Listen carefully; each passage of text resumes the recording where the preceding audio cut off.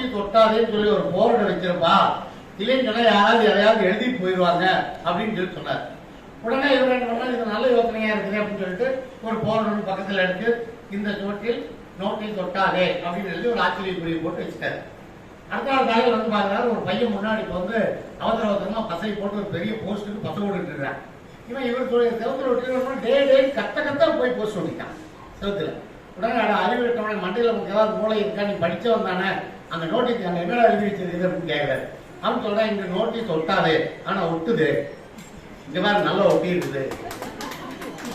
ரொம்ப அறிவாளி அவன், அதனால அவன் சொல்லியிருக்கிறேன். அப்புறம் இந்த இது போன்ற பாடல்கள் நடுவர்களே, எனக்கு அப்பப்போ என்னுடைய வகுப்புகள் போர் அடிச்சா நான் சில பாடல்கள் அங்கிருந்து பாட்டு பாடிட்டு இருப்பேன். ஏதாவது பாட்டு பாடி உற்சாகம் விட்டுவேன்.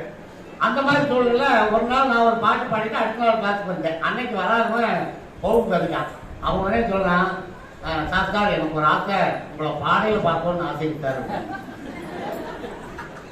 எனக்கு கொஞ்சம் அதிர்ச்சி ஆயிடுச்சு. உடனே நான் அவனுக்கு சொன்னேன், சரி நான் மேடையில் இருக்கும்போது வர நீ பாடையில பார்க்கலாம் அப்படின்னு சொல்லிட்டு அவனுக்கு ரொம்ப ஆசைப்படுவாங்க. ஆசிரியர் பாடையில் ஓட ரொம்ப ஆசைப்படுறாங்க. நடுவர்களே, விவேகானந்தர் ஒரு முறை சொன்னார், என்னிடம் 100 இளைஞர்களை கொடுங்கள், நான் இந்த உலகையே மாற்றி காட்டுகிறேன் என்று சொன்னார். இன்னைக்கு இந்த நிலையில 100 இளைஞர்கிட்ட விவேகானந்தர் விட்டுருந்தோம்னா விவேகானந்தர் காப்பாற்றுறது பெரிய பிரச்சனையா இருந்தது.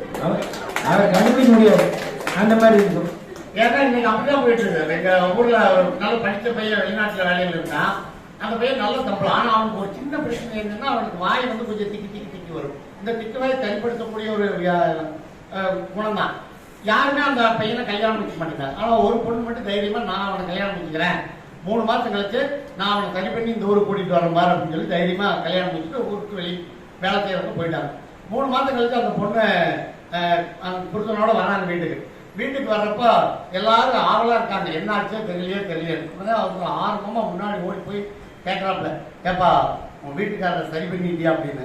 என்ன அந்த பொண்ணு சொல்லிச்சு, முடியலக்கா அப்படின்னு. நல்லா போன புரியும். இதுக்காக தான் நாங்க சட்ட திருத்தம் கேட்கிறோம். நாங்க சட்ட திருத்தம் கேட்கறதுடைய நோக்கமே அதுதான். நடுவர்களே, காவல்துறைக்கு இன்னைக்கு இல்லாத அதிகாரமே இல்லை, எல்லா அதிகாரமும் இருக்குது. அவங்க நினைச்சா எதுனா செய்யலாம். இருந்தாலும் மாமூல் வாழ்க்கை அது பாட்டு போயிட்டே இருக்குது. ஒரு நண்பர் என்னுடைய ஒரு பெரியவர் வந்து அவருடைய மனைவியோட, பெரியவர் இல்லை இளம் வயதுக்கார, அவருடைய மனைவியோட சினிமாவுக்கு போயிருக்காரு. சினிமாவுக்கு போயிட்டு அவங்க மனைவியை முன்னாடி நிற்க சொல்லிட்டு இவர் போய் தன்னுடைய வாகனத்தை எடுத்துட்டு போனாரு. வாகனம் வந்து நின்று அந்த அம்மா ஏறி உட்காந்துட்டாங்க வாகனத்துல. வாகனம் போயிட்டு இருக்கு. கொஞ்சம் தூரம் போனதுக்கு அப்புறம் தான் பாக்குறாங்க தடை வேற தரத்துக்கு போகுது. உடனே அந்த அம்மா சொல்லுது, கொஞ்சம் எங்க என்ன தடை மாதிரி போறீங்க அப்படின்னு. அப்ப அவர் சொல்றாரு, இல்ல நான் சரியான இடத்துல போறேன், நீ பேசாம உட்காரு அப்படின்னு. குரலை கேட்டதுக்கு அப்புறம் தான் அந்த அம்மாவுக்கு தெரியும், இந்த அம்மா வண்டி மாதிரி உட்காந்துருச்சு. வண்டி மாதிரி உட்காந்த உடனே நேர் வேகமா போனது, வண்டி நிறுத்துக்கு சத்தம் போட அந்த காவல்துறை ஜீப்ல வந்து எல்லாத்தையும் செக் பண்ணிட்டு இருக்காங்க. இவரை பார்த்த உடனே போ அப்படின்ட்டு காவல்துறை. காரணம் என்னன்னா, நம்ம நாட்டில் ஒரு சட்டம் இருக்குது, பெண்கள் பின்னாடி கூட்டு போனா என்ன வேணாலும் இருக்கலாம். ஏன்னா அவன் பெரிய லைசன்ஸே வாங்கி வச்சிருக்கான். இந்த லைசன்ஸ் தேவையில்லை, எந்த வண்டி வேணாலும் எங்க வேணாலும் ஓட்டுறான், விமானத்திலே ஏற்றி விட்டுலாம். அப்படி சரின்னு சொல்லி போட்டான். ஒரிஜினல் கொடுத்த பின்னாடி வந்துட்டான். பின்னாடி வந்து ஏன்னா அவன் எக்ஸாம் பலான்னு வராங்க. ஏன்னா அடுத்த சம்சாரத்தில் உஞ்சம்சாரம் சொல்லிட்டு இருக்கு இல்லையா, எவ்வளோ லைசன்ஸ் எவ்வளோ லைஃபே வச்சு லைசன்ஸ் கிடையாது அவனாக. இந்த மாதிரி சூழல் நீங்க வந்து பாத்தீங்கன்னா, அரபு நாடுகளில் கடுமையான சட்டம். ஒரு தப்பு செஞ்சான்னு சொன்னா அவங்களுடைய விரலை துண்டு செய்கிறார்கள். இன்னைக்கு பள்ளிக்கூடத்துல வந்து பார்த்தா ஒரு பள்ளி திறந்தால் பல சிறைச்சாலைகள் மூடப்படும் என்று சொன்னார்கள். இன்னைக்கு பாத்தீங்கன்னா பள்ளிக்கூடத்தில் நடந்த கல்லூரியில் நடந்த கத்தி குத்து பள்ளிக்கூடத்து வரைக்கும் வந்துருச்சு.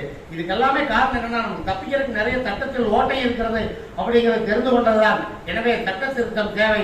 இந்த சமுதாயம் மேலும் சிறப்புற நன்றாக வாழ வேண்டும் என்றால் அதற்கு சட்ட திருத்தம் தேவை என்று சொல்லி எனக்கு வாய்ப்பு வழங்கியதற்கும் வந்திருந்து வாய்ப்பை கேட்பதற்கும் நன்றி பாராட்டுகிறேன். நன்றி வணக்கம்.